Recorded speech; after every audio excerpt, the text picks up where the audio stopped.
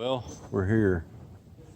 Kentucky Sustainable Living Festival, the first annual. Grumpy Acres, we've chased them down. It's like 9:30.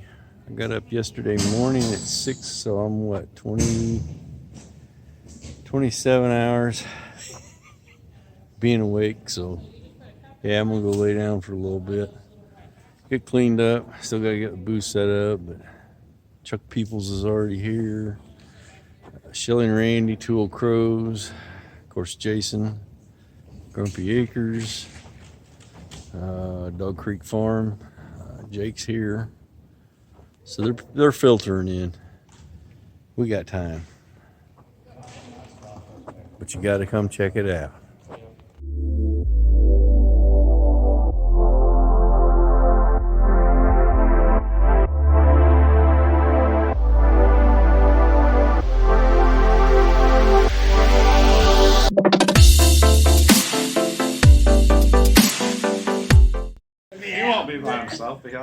All right, all together. Where you at, Billy? Where are you, Billy? Hey! Waiting on you. It weighs and pays, baby!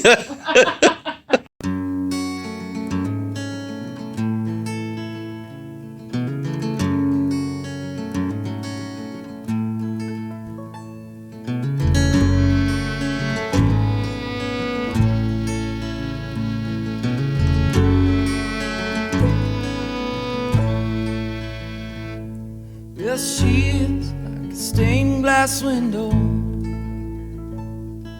shattered on a broken dream. She smiles at no one, just a flicker in her eyes with the sun. While the cold darkness surrounds, in the cold, well, it stands at her feet.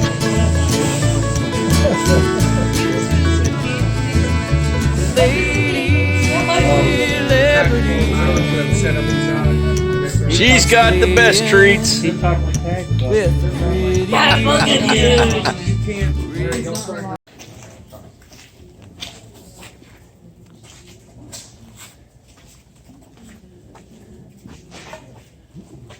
have gotten pretty good at corn.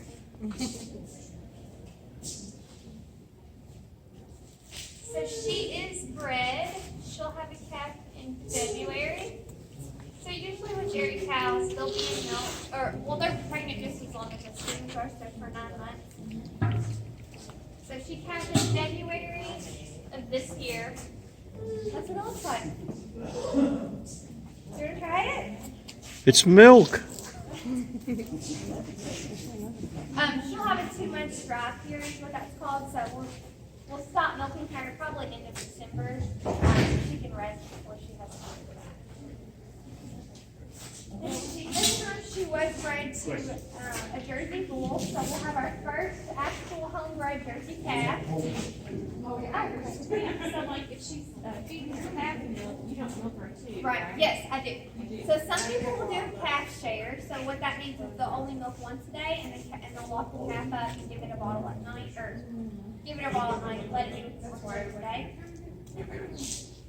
But the calf actually doesn't need that much milk. So the calf only drinks about half a quart? Not half a quart, 2 quarts. Yeah. So 4 quarts in a day, right? Yeah.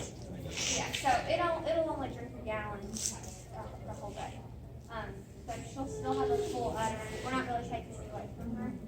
And we'll give it a bottle for probably 3 months.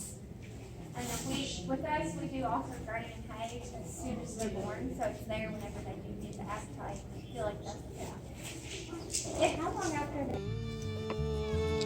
The beginnings of what I found about the way to take back those reins, about how do we win this war.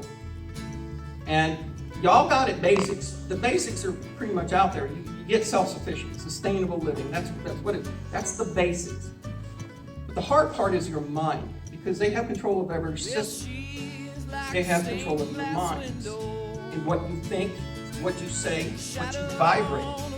And they track every bit of it on these stupid little things. They know when you're happy, when you're sad. They know how to mess with you in ways that you can't even wrap your head around. Regardless of their attempts to control you, you have the power to not be controlled, right? But it's not easy because it's done through emotion and it's done through fear. It is a frequency. It is an energy. So, you know the why. The why is we don't want that no more. We don't want the intent of harm that they want because they want to feed off us. I mean, they're parasites. Problem is, that DNA of parasitical behavior is also in some of us because we bred back and forth, right? We muddled the DNA for a lot of years, and that's not necessarily the bad thing. I don't know if that's the intent of God or not. I'm not going to judge that, but what I'm going to say is when it comes down to it, there is a choice that we were to make. And that choice is the choice of the different energy. The love versus fear. Okay? But in order to understand it, you've got to know how to control that energy that you create. It's not an easy thing to do. How not to get mad, how to choose joy. Because that's what they want. They feed us fear in ways that you can't even comprehend. And then they have a whole lot of other weapons. Let's talk about this. The how is the method and the path. It is the pipeline. It's the flow of the energy. How do you do it? Well, you get it to go this way. That's the how. But the why is the motivation. And what my goal is to motivate all of you to find better ways to live, choose your life, to love, create, be what God wanted us all to be, which is little gods, little creators. And we're working on that. But these are the basics. Simple, feed yourself basics. Because you can't do anything if you can't eat. And there's different techniques, and there's different things that are being used against us on the food battle. What to eat. I mean, because let me share this aspect with you. God created the perfect machine, right? He created the perfect machine. We're supposed to be living a heck of a lot longer than we are, right? Depending upon what you read and where you do your research, I've seen information that suggests that we should have been living 800-900 years. Why are we dying at 50 and 60, or in some cases, thanks to certain roll-up sleevers, 20, 18 kids? Why? Because we're not in control of everything. In my videos that I used to do, I did a lot based on money. Because money is the flow of your labor. Okay? It is meant to represent what you've created. Because the idea is simple this. You grow a bunch of chickens and you get eggs, and you have eggs to trade, but he's got chickens, he doesn't need it. So you need to find somebody who needs chickens and eggs or whatever that doesn't have them, and you need an intermediary flow for that energy. So that's what money was supposed to be. Well, I did a lot of videos years ago interviewing some of the biggest people in that industry, the money industry, those who were traders, those who were in the precious metals industry, those were that whole area. The people that I know are the gurus in that. David Morgan, if anybody knows him, he was one of the most fun ones to listen to. You know David Morgan? Do you? No, you're not. Does anybody know who David Morgan is? You do, because you watch me.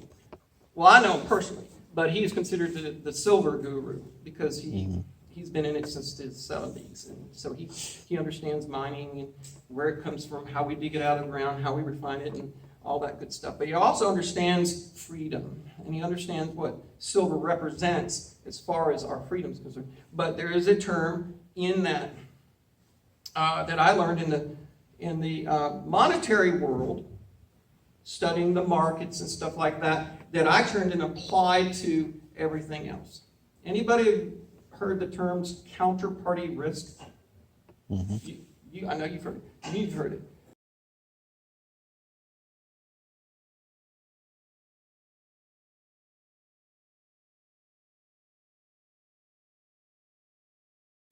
People that we put our trust in, that we're supposed to handle things so that we can go live our lives in peace.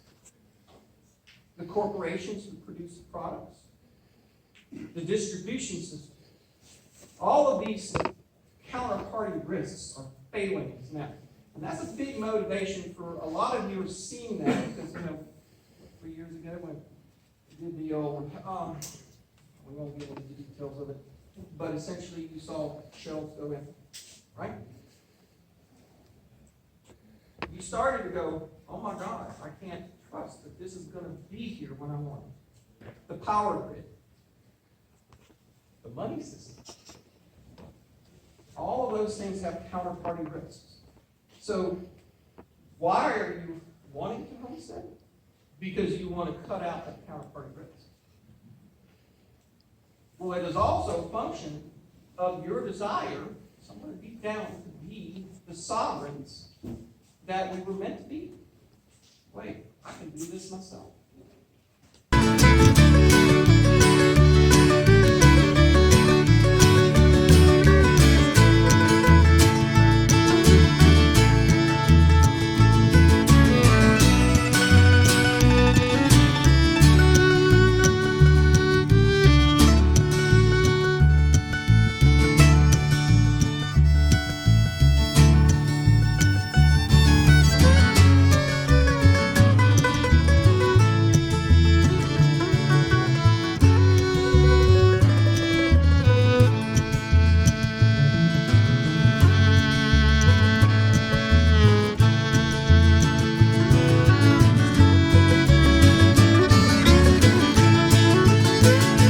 While the cold darkness surrounds, in the calm, well, it stands at her feet.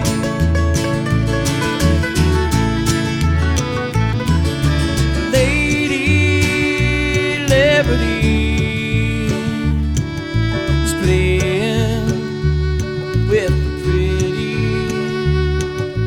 razor in her hand.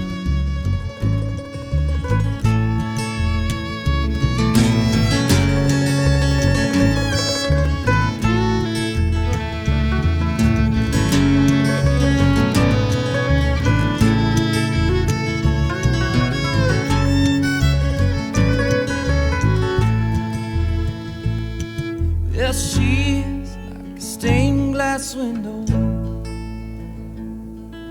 shattered on a broken dream. She smiles at no one, just a flicker in her eyes with the sun.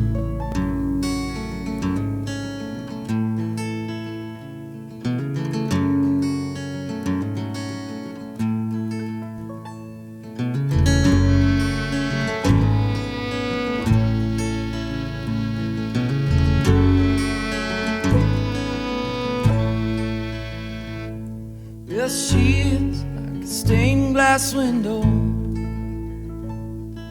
shattered on a broken dream. She smiles at no one, just a flicker in her eyes with the sun. While the cold darkness surrounds,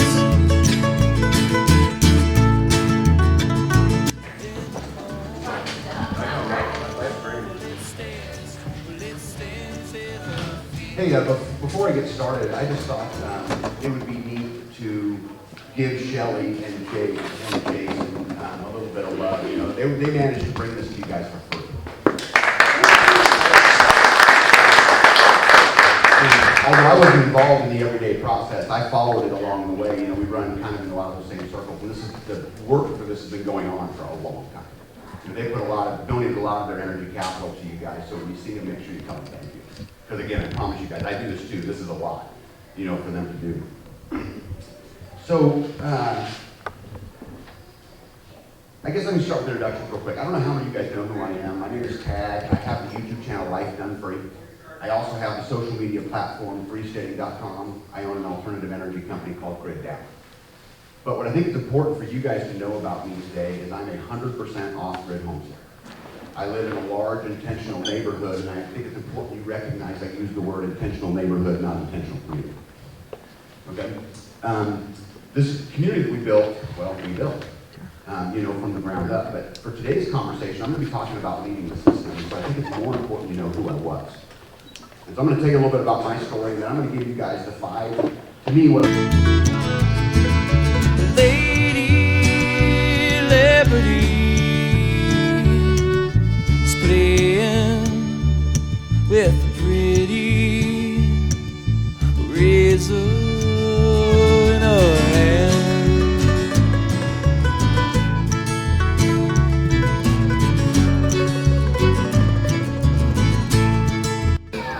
All right, guys, we're here with my buddies, Spag and the Filtered, and Patrick, Getting Deep with Data. And we're here at the Kentucky Sustainable Festival, Sustainable Living Festival 2023. So many words. All the words. These guys have done a pretty good job for the first time. Yeah. And a lot of old friends, a lot of new friends I'm meeting, so what do you think? This is pretty cool. I like being next to Chuck. I think you know we drew the luck of the draw here. You know, segued between Chuck and then Rosie's like boozy treats. So this is great. Yeah, you got to check out Rosie. What do you think, Spags? I think I'm glad I'm not standing on concrete. Oh yeah, finally. Thank yeah. God. Dirt floors are way gravel. Or gravel. Or Dirt gravel. floors are preferable to the concrete, but yeah. My feet were done after Self-Reliance. Yeah. Done when we got there on Well, Thursday. get in here. I haven't met him yet. I'm meeting Chase. somebody else. Chase, okay. Hey, Chase, Yeah. you're always on Chuck's live. Yeah, All this right, is Chuck's man. boy. Yeah, it's Chuck's Right boy. on, Chase. Good to meet you, Good to finally. meet you, sir. So he put a face to a name. Yeah. So yeah, check it out. There's gonna be some good times here, and everybody's taking videos, so you're gonna see a lot of good footage. So check it out. Midwest Preparedness Project, Kentucky Sustainable Living Festival, and SOE are a part of the Great American Preparedness Tour. Don't forget, you guys go to greatamericanpreparednesstour.com. The Triple Crown, and actually Rosie. Yes. She got the first crown. She attended all 3 festivals. Yeah, baby. So we gave her a crown last night. And I got pinned by Spags. Oh yeah. Twice, not once, but twice, baby. Yeah. You gotta love it.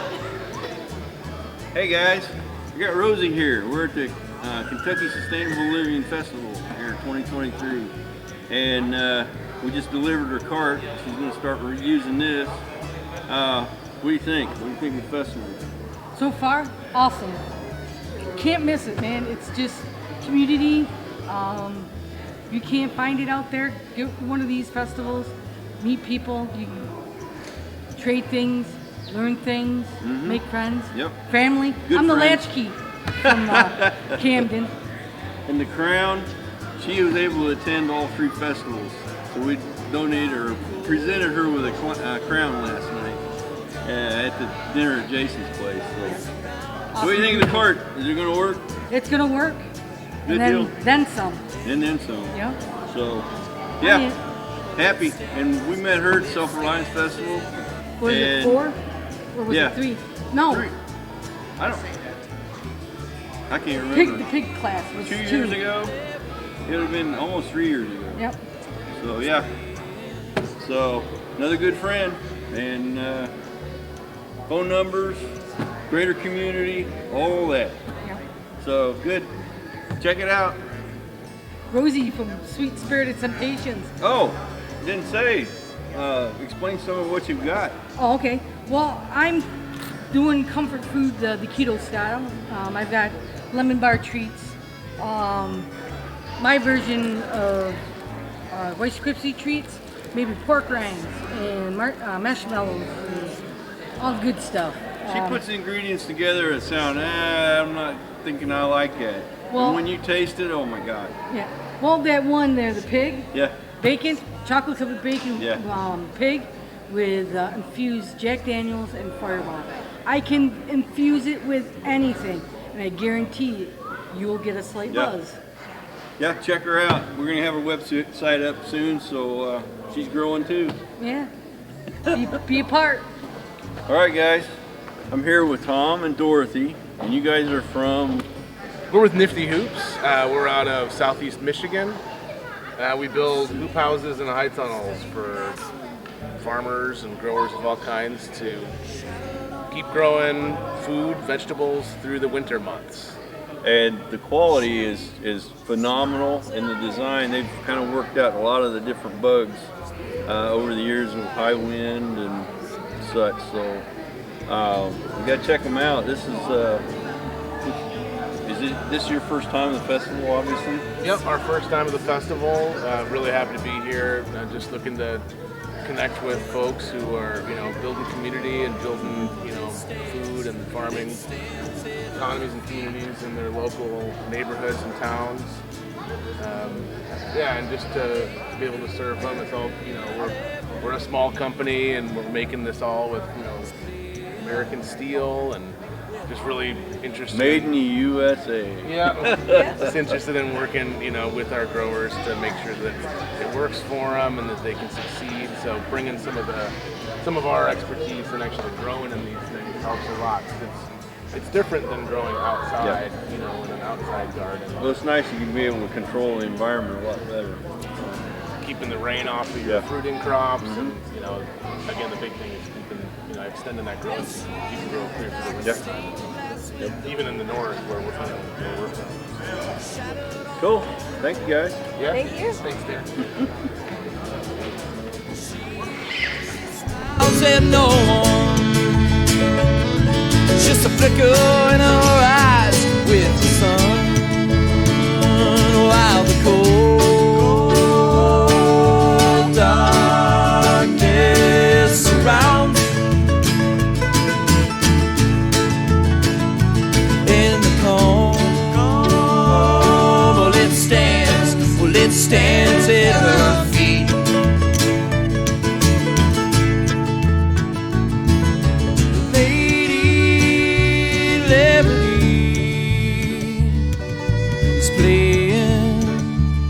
With a pretty razor in her hand.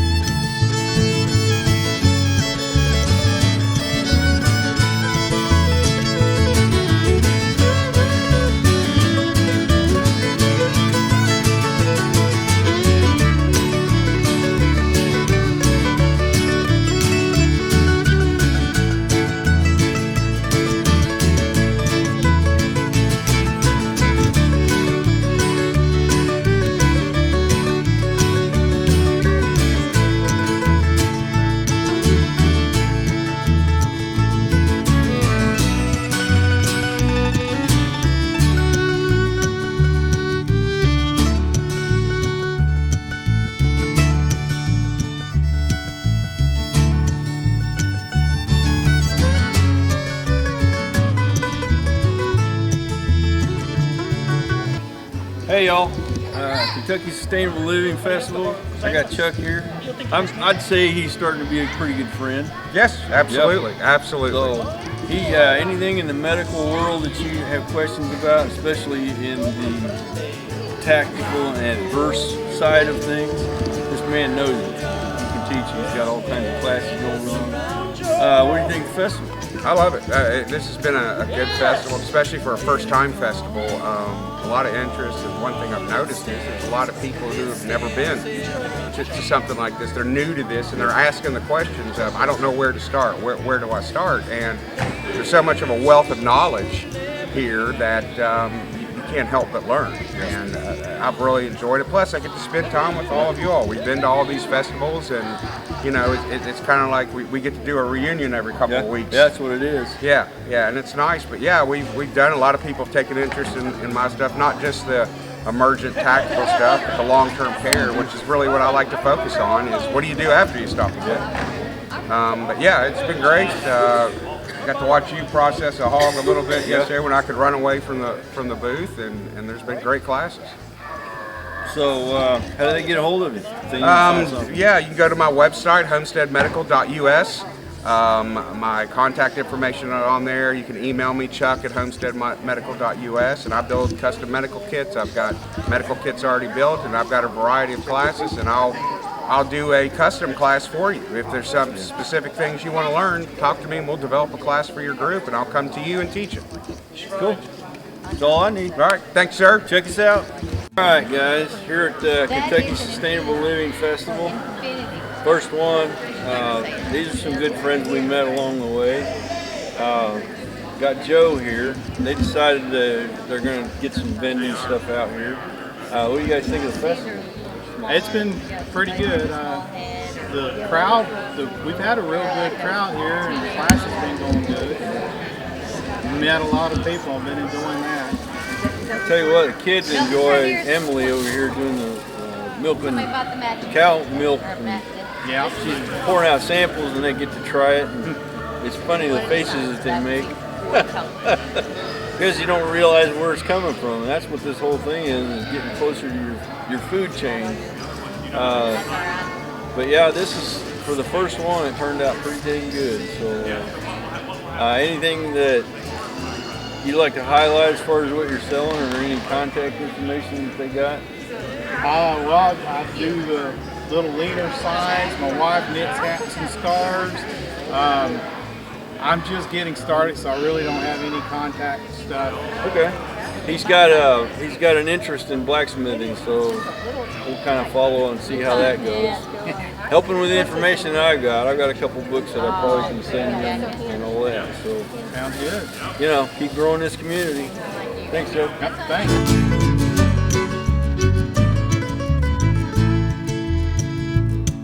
Well, she's like a stained glass window, shattered on a broken dream. She smiles at no one, just a flicker in her eyes with the sun, while the cold darkness surrounds. In the calm,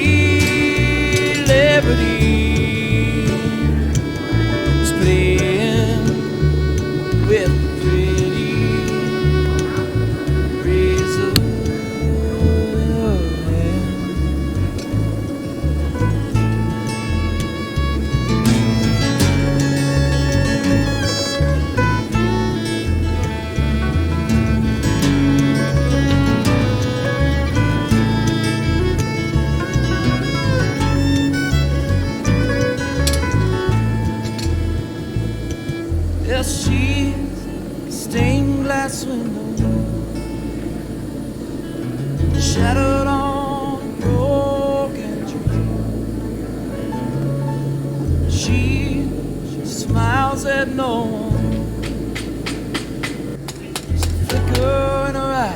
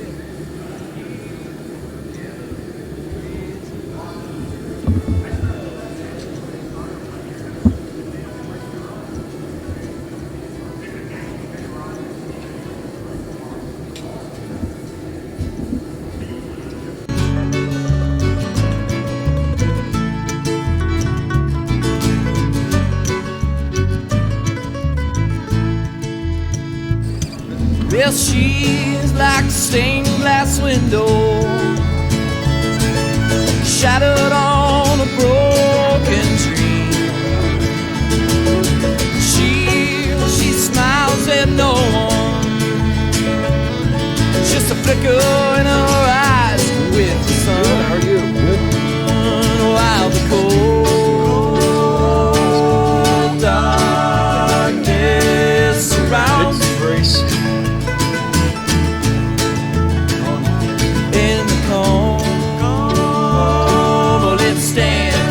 it stands at her feet. What do you think of the rest That they donated, they actually donated something around like between $700 and $800 worth of equipment for us to be able to do this demonstration. They donated that chicken plucker, they sent us the aprons, they sent us these gloves. I didn't even know this is a thing, but apparently this is a lung remover. I've never used one, but you're gonna see how it happens today. What else? Is that, they sent us hats for the giveaway. Oh, they sent the kill cones over there, and I've never seen plastic kill cones, but those look pretty doggone sturdy. So, if any of you all want to show some love to Yardbird, that would be awesome. They also, so Yardbird sent all of that equipment, and then TSC donated a Yardbird plucker for our giveaway. If you have not bought a raffle ticket, I've got them right here, or you can get them at the front desk up there. We're going to have the drawing for the rest of the stuff, the raffle at, what is it, 3:15 or 3:30 today? 3:15. It's before Billy and them are going to do that last talk of the day. So if you want a chance at getting, after you see this thing in action, if you want a chance at getting a Yardbird plucker, go buy a raffle ticket for that. And so, do you want to tell them about Billy and Darren? Well, I don't know what to say. Everybody saw Billy and Darren do the pig yesterday. Not everybody. Maybe they weren't here. Well, Billy and Darren did a pig yesterday for us. It was awesome. They're going to do, how many chickens are we doing? 5 chickens Five. today? We got 5. Yeah. We got 6 there. No, there's 5. They didn't multiply that fast. They're all boys. Is there 6? They're not gremlins when they get wet. Dang, I looked at it wrong, yeah. All right, we got 6 chickens we're going to do today. 5. We got 5. We're going to do some chickens today. So just don't get them wet or they multiply. But yeah, we're going to do that. Billy and Darren know what they're doing, and we're going to let y'all watch and do this. Find out more information about you. Okay. Hold on a minute. Yeah, that's right there. Where do I start? We started back doing this thing several years ago when we were together in Kansas. About a decade. Yeah, I guess it has been about 10 years. We had no clue what we're doing. We're jumping in. We're going to run some Joel Salatin chickens. Actually, built the Joel Salatin tractor. We had them up there for a while, and then it was kind of up and down as far as the weather went. So he took them back to the house to finish growing them out. But when we brought them up to the property, he brought them up in the covered trailer, and that was one of the first things we figured out. It's like, okay, you got down to, we had 2 cones filled. There was 1 bird in the trailer, and he was freaking out because, you know, where's 50 of my other buddies? And that dude was just laying it out. He's like, okay, we're not going to leave 1 bird by itself anymore. We're going to make sure that that last batch is 2. Because we felt so bad for it. But anyway, we got through that process. We actually did it in an old GP medium army tent, you know, with the sides of it. So learning through that process, we got go to Mother Earth News. It wasn't too long after that. Joel Salatin was there. Billy was actually talking to him and explaining how we did it, and his mind was like, I'd never thought of doing that way. So that's when we realized we had a process that we were doing our chickens a different way. Our whole process was, hey, let's get as many birds in a little refrigerator freezer that we can. That's all we had. We weren't thinking big time in it. And yeah, you said you stopped counting at 40 birds in one of those little freezers. It's like, okay, that's a lot of meat. How we process it, most people will break them down from the whole birds anyway when they eviscerate them. We're going to do the first one like everybody else teaches, and that's just getting the whole bird in there. You clean the guts out, eviscerate it, and ready to pack in the plastic bags and shrink them down. The problem with that is storage. A lot of people, once they get a frozen bird, they thaw it out. They still break it down, so we're eliminating that process. So I need some chicken breast. I'm just going here to get just the breast. I'm going to do some buffalo wings with it. And that's become quite helpful for us. You're up to 8 freezers, 9. It's a lot. You got a wall full of freezers anyway. But doing sheep and pigs and chickens and all that, we just advanced from there. But a lot of people, they're getting into this and they're just still learning it. So we're going to teach you how to put a lot of birds in a freezer. And if you want to do it the other way, there's so much more information out there as everybody else is doing. It's just a storage space for us. And I don't think we want to go back now. But yeah, that was a growing experience, and every year we get better at it.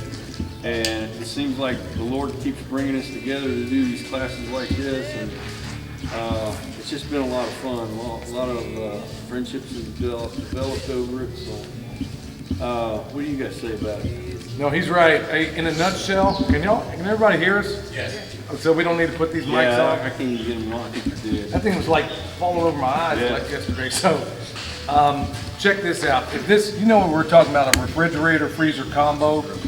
So imagine this is about, let's say, imagine this is your freezer that sticks above there. Okay, so if you do whole birds in there, how many do you think you can fit up in there?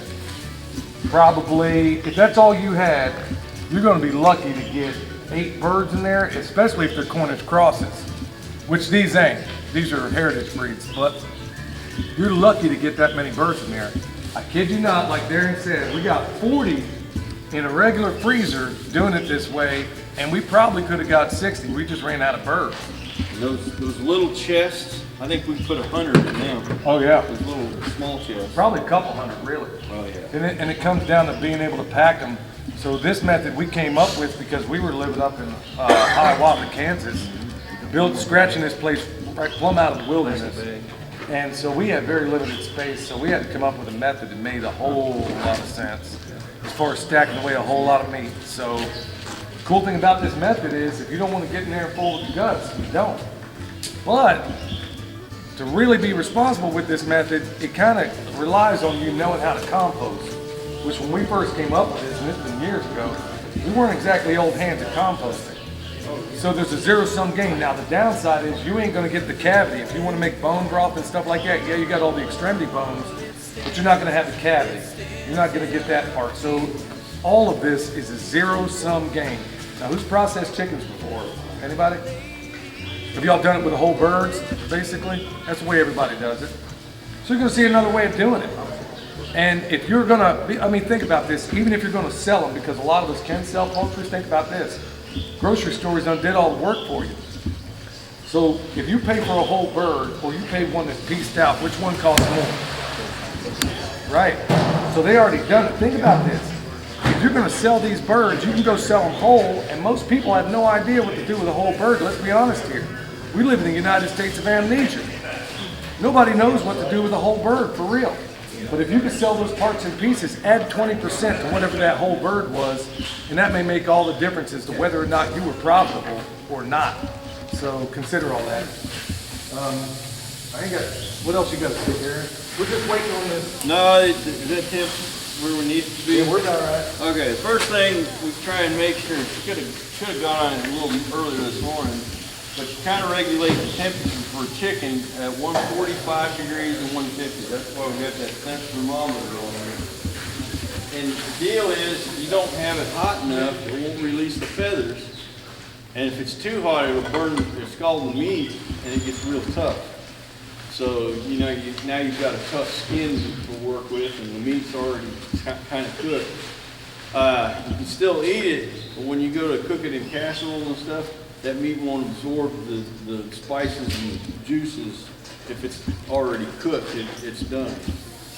Same in pressure canning, when you put the raw chicken in there and can it, then when you go put it in casserole and stuff, it still won't absorb it's just kind of bland. So in pressure canning, we actually put it in brines and let them marinate, and then we pressure can it that way, and it keeps all the flavor. For your different Italian recipes and such like that. That's why the temperature, huh? We're talking about the pool. And that's your first thing when you set up the station. What we're going to do is go from the kill cone, we scald it, then we pull the feathers off. You can hand pluck them, or when you're doing a lot of meat birds, the plucker is the only way to go. It just kills the time a lot faster. We spent all day doing that one line. Yeah, so just like everybody else, you're going to feel like a pig on roller skates if you've never done this before. But, and then when you do it more and more, you just get better. And then the more you work with other people, there'll be some old boy that says, hey, you know what, I got this one little trick, makes it go a little bit better. So we've been gathering more and more over the years. Just as a safety concern, you're probably wondering why I'm wearing gloves. I was telling them yesterday, whenever I do pigs, I never get cut. When I do chickens, I don't know how, but I always seem to get cut. Now, I got MaxiFlex cut-resistant gloves underneath. You don't have to do this, but I do highly suggest you have some kind of... I know guys are going to want to be manly and stuff, but if you can, if no other reason, these Venom gloves, they're at least adding some level of cut resistance. You're working, unlike when you're working with a larger animal, there's less chances for you to get... We're working on a plastic table, and unless you have something like I like to put down a rubber mat if I can, keep them birds from rolling and whatnot, something I could either throw away or wash off. But when you're working on something like this, when you're doing a whole bird, well, it is what it is. But everybody's seen the whole bird thing. We're going to show you a new way that just makes it simpler, and honestly, once I get rolling, I can get done a whole bird in 30 seconds. So. We're not going to do that today. I'm not going to show off because I don't want to get cut. So, trying to guarantee your cut, right? So before we kick it off, Darren, you want to do our always tradition? I have learned over the years, and I don't care who says what, but things always go wrong when I don't offer up my my activity to the Lord for everything to go correctly. And when I do, it seems to go like clockwork and efficient. The birds go down, they're not fighting them. It's just the way I like doing it. So if we bow our heads, I'll send up that offering. Dear Lord, thank you again for this class and the opportunity for me to relay my information that I've learned to these people that are getting into it. They want to learn a better way of taking care of themselves, the way that you would have us live. And I just offer up that you would help us get through this class, get through and process these birds. Like you did for Noah, there was the 2x2, but the edible foods that you offered us, there was 7. So we knew we were going to eat meat from then on. And I just ask that we just make this process flawless, and everybody learn something they can take home and share with others. These things I ask for in your name, amen. Amen. You So, walk them through one first? Tools that we start with, it's good to have totes. You can use kitchen bowls and all of that. The totes, we can separate drumsticks, wings, and all of that. Because when we do homestead rotation, we do a lot of birds, and we'll have stations that are just doing breasts or wings and everything. And they'll process them up and then label them into Ziplocs, and then we go from Ziplocs and we'll wrap them with butcher paper for the frosting. I have re-broken them down and put them into food saver bags and then wrapped them, and it does last a lot longer, pulling all that extra air out of it. You don't have to do that. If you go through your meat through the winter for processing, you'll get into the spring and probably it's time to get another batch of birds. We're hovering around 50 to 75 birds that we do twice a year now. But we've got community members that are not really community members, but they prefer the natural chicken, the grass-fed stuff, compared to going to the store. So that'll be the first thing is your totes, making sure that you've got plenty of those, or bowls, or even the cookie sheets. You can use them. A good set of knives, again, we go back to that. On a chicken, usually your 6-inch knife is about all you really need, because you can get in there and either eviscerate it, or you can cut your breasts and chicken, your thighs and stuff that way too. All right, guys, hang on. What else? Gloves, like you said, protection. Keeps the bacteria down if you do get cuts. That hog got me yesterday, and that was just because I was skinny. Okay, so the length of the blade on that one was only that long. It got me. Pay attention. It happens. Yeah, it happens. Set of tables. You can see the setup that we got, and in a big processing efficiency layer, we have a person doing the kill cones, maybe 2. One of them will bring them the chickens, and then the other is doing the cutting, which that first year, his son and my son we had over there, and it kind of messed with William a little bit that first time. He's gotten over it. Oh, yeah. He's killed a lot of birds. But yeah, it was a growing experience for him, and now even my youngest daughter is over there getting them. So we'll go from there. There'll be a person there, and then we've got a guy in the scalder. We run 2 pots so we can regulate the temperature, and after a while, those dirty birds will get that water kind of messy. So we'll be able to rotate that water out. And once that goes from there, then they come to the plucker. We try and have a milk crate under there, or a perforated bucket to catch the feathers so it drains off the water. And if you've got a spot to where you can elevate it and duck that water away, you're not walking around in a swamp of feathers and water. So that's kind of helpful. But then they'll come from here, they go to the table, and usually we've got people that'll process just the thighs or just the wings. And yeah, like he said, you can run through, and 30 seconds from the kill cone to wrapping it up and going in the cooler. So it makes it pretty efficient. You can stack a lot of meat in the freezer pretty quick that way. But this is the tools of a process. You can actually, when I do my turkeys, I've got a 55-gallon drum that's elevated, and I just stoke it with wood underneath it. So that's about as self-sufficient as you can get to keep rolling that. You're not going to buying propane you're not paying an electric bill and all that, so. And that's probably the biggest expense right there on the plucker. Usually we started out renting a plucker. There was a couple of people that actually rented them out. You had to clean them up and get them back to them clean, but after a while we realized we're doing so much that I think we were the first in the community to have it. When we get together, everybody had all their tools anyway, so it just kind of traveled around.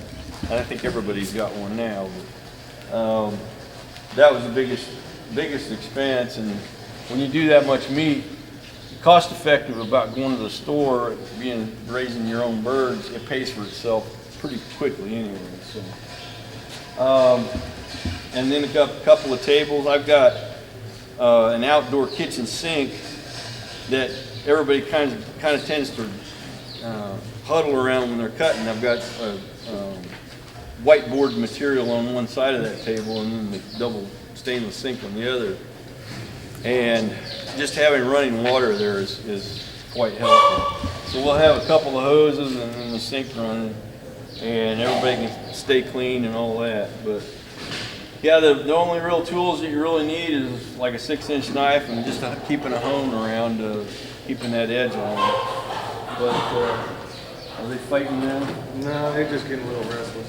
Well, they've been in for 2 days. So.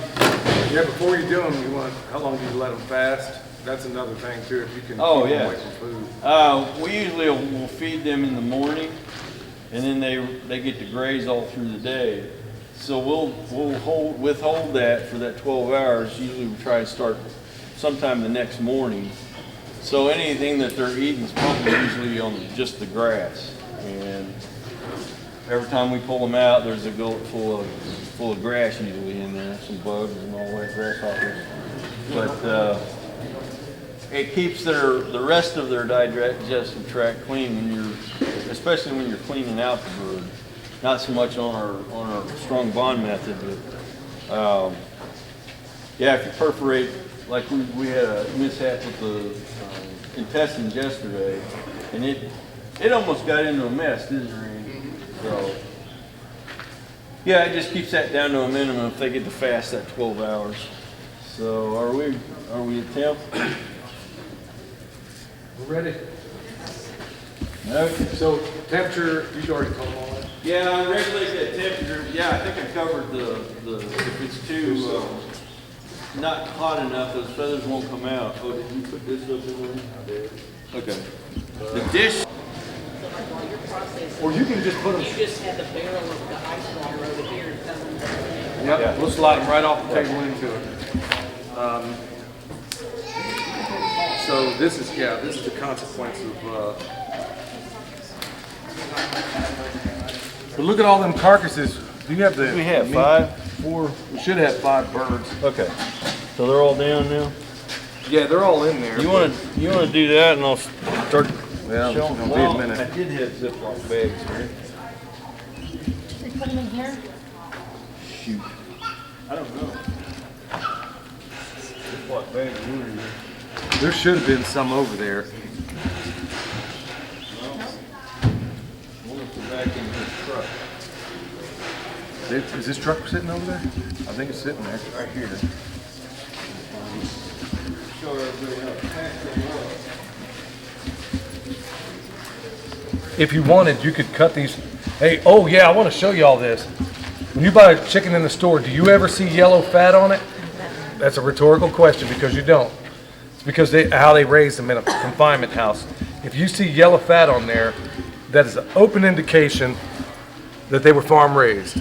That's what you want to see, is that yellow fat. And honestly, you'll notice that when you do canning and stuff, is that me? Oh, when you do canning or something with that yellow fat, it behaves totally, you ever notice that? It behaves totally different than that store-bought fat when you do any of that stuff. So it makes all the difference in the world, and the flavor is different. And the cleanup. Yes. Yes, just like we talked about yesterday, if you process a pig and if you need soap to get the grease off your hands, that pig was poorly raised. Because if it's a farm-raised pig raised on dirt, you should need nothing but water, and it'll wash it right off. It's pretty amazing when you stop to think about it. It's kind of nature's showing you exactly how it ought to be. But yeah, right here is the consequence of not paying attention. So let that ring home. That's why you run a really, that's why, like Darren was saying, when you got people working stations, it works better. That's all they got to focus on. That's all they got to focus on. And it's mistakes like this that happen when you're trying to do too many things at once. But hey, it's true to life. And That's how it goes. you've got break points in the process too that you can take a break, rotate, smoke, get a drink, whatever. One of them's right after they kill. You can stay in the cone for a little bit. You'll scald them. You get them in the plucker, and then they can go in a cooling tank of water or barrel, and we'll have them sitting there. That's another break right there. And then once they come to the table and they get cut up, that whole tote or that pile of chicken can go in the cooler and wait to pack up. And that's what I'm getting ready to do now, is package those up to show you how that works. We try and start with the quart bags. These are gallons, but the quart will be probably here to about here, and that's the ones we prefer to. You don't have all that extra size to mess with, and these actually fold out on the bottom. And we'll start on the drums first. I'll try and show you how a quart would load up. Is that the other? Oh yeah, I pulled him out. I'm sorry, I pulled him out of there. Actually, it's a little Tetris deal. That's 2 drums.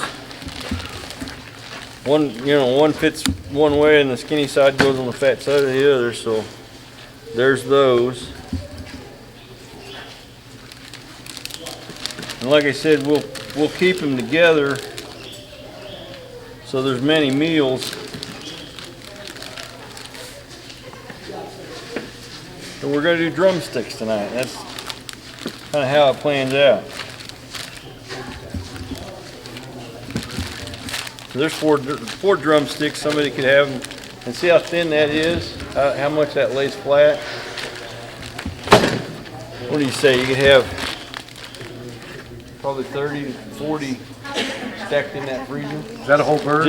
No, it's 4 legs. Two birds right there.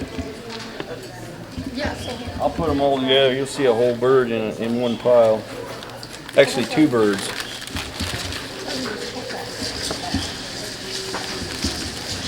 And like he said, that the wing tips usually get cut off because they will poke and perforate.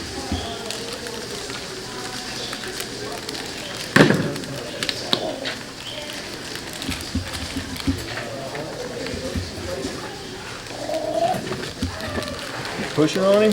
Well, I'm telling you. Making noise. You get a break. Patty's right. You hang it over the table just like a hog. And that's all I can do on this one.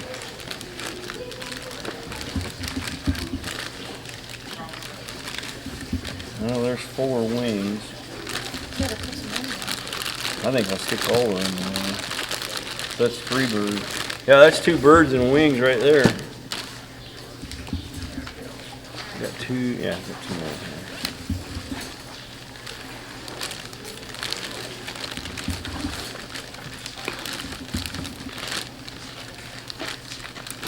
And when these are cooler, you can kind of fit them the way you want. They don't relax again. Lay them in there a lot better. So that's 3 birds worth of wings. We have probably 4. Put in a crock pot with barbecue sauce, and there's enough meat there for the family.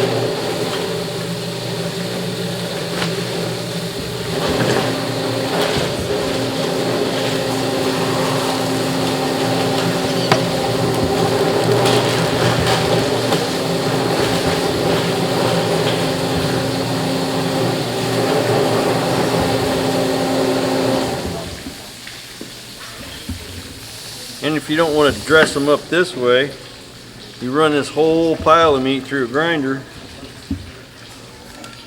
And now you can do a sausage or ground chicken.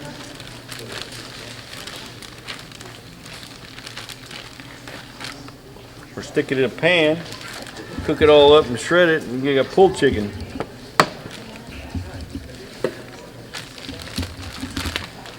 So you're putting them directly in the Ziploc, and you're putting them in the freezer. Yeah, what I'll do all the time is they go in the, because this is outside when we're doing a lot of this stuff. They'll go in the Ziplocs, they go in a tote, or if there's a cooler close, which I've got, they just go directly in there. Now what will happen is we chill them down, they stiffen up, and then we can repackage them either in food saver bags, or we'll go ahead and just wrap this with the freezer paper, the butcher paper, and label them up. Okay. So my question is, you don't soak these? Huh? You don't soak these? No, no. We're in a big process, and like I said, when they go in the cooler, that's the demarcation point where we'll either they go in a brine with flavor and then package them different, or they go ahead and get finished up to go in the freezer. Soaking is optional. Then yeah, and usually it's like a salt water, or you said vinegar. Drop them in the apple cider vinegar is what we use. Yep. So there's 3 heritage birds for just chicken breasts. Now you look at, obviously you go to the store and you see these bigger ones, but we know what's in it and how they were raised, and that's all Cornish cross stuff, and we can't compete with that. But it's the quality of meat, and that little bit is a whole lot better than what you're buying in the store. So. Look how much redder that meat is. That's what it ought to look like. If you want to separate your thigh from your leg, here's a little trick. You can sit here and feel it if you want to, but generally, you got a heavy knife, your fat line is going to tell you about where to cut. So if you want to separate them like I did right here, your thigh from your leg, you can almost feel it. Stick your knife right on there, and then you may have to figure it out because it's a little bit different on a heritage, because every heritage is going to be a little bit different, and plus these knives ain't exactly, you know, blazing sharp right now. But you can get right through it, and if you look, we got right in between the bones. You see that? So we didn't have to cleaver it or nothing. So you got a bone on. That's 3 chickens worth of meat right there. That 90% of people, that's how they're going to do it. They're going to use the breast, they're going to use the legs, and I still got a lot of air, so it'll actually break down a little more. But what he's doing is making the smaller cuts. When they come out of the cooler, like I was saying, and that's when we decide what we're going to do with them. We may break them down smaller for different meals. We may brine them, you know, and that's the point when we do all that stuff. It's in the kitchen by then, and everything's a lot cleaner, and we just finished the product in there. We need that. Well, I was just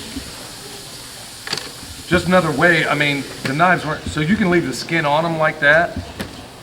You can leave them on. I mean, a little bit of, it's more of a demonstration. Obviously, if we want to get those follicles out there, you do that on your quality control. But like Darren did, I like leaving the fryers whole because, believe it or not, they pack better in the freezer. Because when you go to stack these, you got to think about that sort of thing. If we put these in a bag, how high can you really stack them? Yeah. So if you leave them whole, like Darren said, they're right here. You leave them whole like that, believe it or not, they square up better in the freezer. So that's yeah, I've got them interlocked. The fat on one side and the skinny leg, the bone on the other. So you did all your breast boneless, skinless, right? Yeah. So. Well, the skin's on there, and like I was telling him, when we get in the kitchen, that's when we clean everything up, dress it, and make it look nice and to go in the freezer. So. Now think about that whole chicken right there.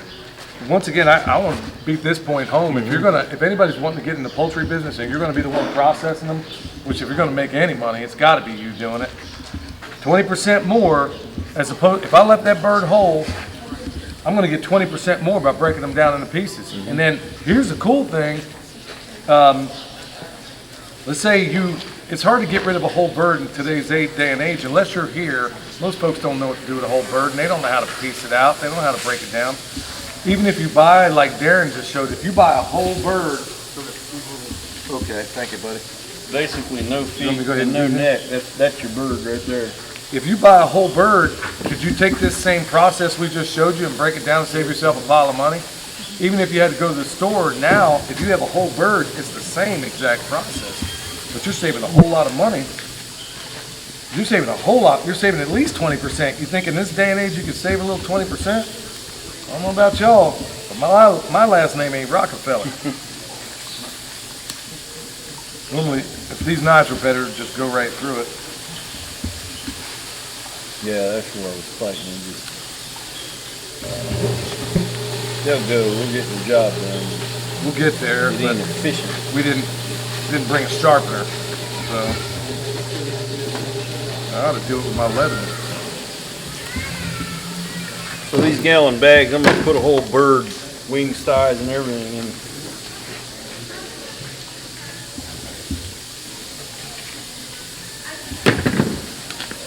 And for the ladies, guys usually, now on a heritage breed, these things are always a little tougher. Ladies, use your, like Patty was saying a minute ago, you use the table to your benefit. How do you go about? She comes off the edge. You want to show them how to do it from a lady's perspective, or you want some gloves, or you want gloves? I don't wear gloves, sorry people. And they're gonna wash them anyways. I just take them and I go like this.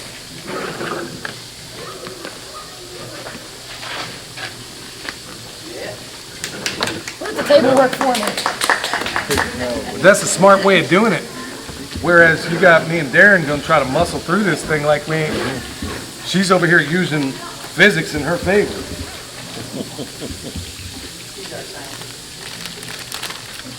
Yeah, I'm gonna hand you all that. I am not a glove person for anything on that farm. Cleaning rabbit cages, all that, no. Hands wash. You will wash your hands though. Where you going? I gotta wash my hands first. Is this process making sense? So whether you're doing whether you're buying one at the grocery store, in fact, if you want to remember this method, go get you a whole chicken at the grocery store.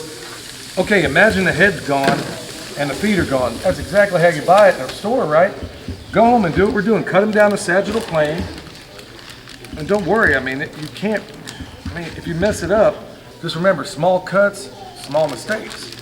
So if you have to, don't use your whole knife and commit to a cut. Just use the tip of that knife like I'm doing here. Get a hold of it. If I wanted to, I could take this whole thing down. Oh, that's another little value. You want a highfalutin way of doing this, you can make what's called an airline breast. Now, I'm not going to do it here, but basically, because it'll screw up the packaging, an airline breast is basically where you come all the way down and you take the wing with it. I guess I can go ahead and do that. Well, you separate it after you get it off there. You can charge, you know what these highfalutin people will pay for an airline breast? I don't know, because I don't eat at them places. But I'm told they pay a handsome. Well, it's crazy. You can dress out a bird like this and advertise it, because it's grass fed. Every day they're out there eating grass. Dressed out like this, they'll pay $40 a bird easily for that much meat. And Well, there you go, folks. Another festival. That was the last one of the season. Kentucky Sustainable was, for the first time, was a big hit. The second part of that night, Saturday night, was the fundraiser for Veterans for Child Rescue. And that's the one I'm going to post now. But you'll see the little get-together dinner and stuff we did that night. And we were able to make our goal, which was pretty cool. So enjoy that one. If you like what we do, subscribe to the channel, hit that like button, share with your friends. But most of all, go live that life done free. Thanks.